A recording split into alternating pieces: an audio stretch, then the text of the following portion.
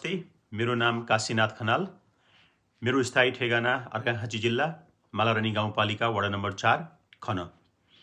मैले त्रिभुवन विश्वविद्यालयबाट MBA गरेको छु।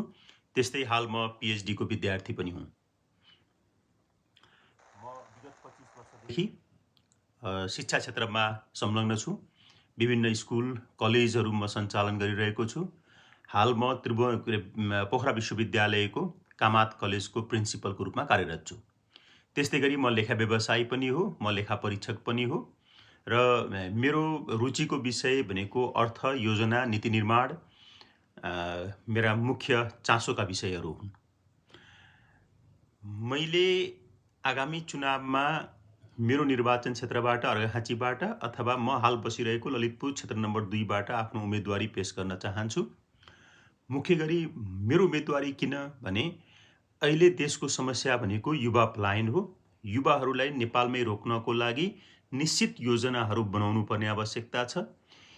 केही यस्ता नीतिहरू बनाउनु पर्ने छ जसको नीतिको कारणले आगामी दिनहरूमा हाम्रा युवा विद्यार्थीहरू, हाम्रा युवा भाइ बहिनीहरू नेपालमै केही गर्न सकिन्छ भन्ने त्यो आश उनीहरूमा पलाउन सकोस्। मलाई लाग्छ कि हामी जतिको मान्छेहरू, हाम्रो जुन अनुभव हामीले सँगालेका छौँ, त्यो अनुभवलाई यदि नीति निर्माणमा लगेर पोख्न सकियो भने यो देशले आगामी 1 दशकमा मुहार फेर्छ भन्ने कुरामा म विश्वस्त छु। म नै हुनुपर्ने त्यस्तो केही पनि होइन, जो कोही भए पनि हुन्छ। तर मलाई लाग्छ म भएँ भने मेरा अहिलेसम्मका अनुभव, मेरो अध्ययनलाई मैले देश विकासमा खर्च गर्न पाउँछु, देशको सेवा गर्न पाउँछु। देशको सेवा गर्नको लागि, युवा पिँढीको लाई सपोर्ट गर्नको लागि, देशलाई आर्थिक रूपमा सबल बनाउनको लागि मेरो उम्मेदवारी एक अर्थ राख्छ भन्ने म विश्वास राख्दछु। मुख्य गरी चुनाव जित्ने आधार भनेको अहिले मलाई लाग्छ मेरो निर्वाचन क्षेत्रमा मलाई धेरै मतदाताहरूले, मेरा साथीभाइहरूले मलाई चिन्नुहुन्छ। अर्घाखाँची जिल्लामा काशीनाथ खनाल भनिसकेपछि धेरैसँग मेरो परिचय छ। एउटा मेरो त्यो आधार हो। मैले हजारौं विद्यार्थीलाई पढाएको छु, त्यो मेरो दोस्रो आधार हो।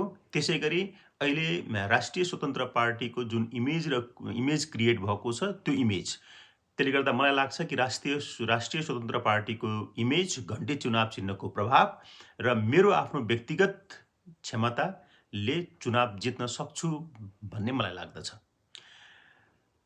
त्यसै गरी चुनाव जितेर गर्ने के त भने मुख्य गरी मैले अघि भनिसकेँ कि चुनाव जितिसकेपछि एउटा सांसदको काम भनेको मुख्यतया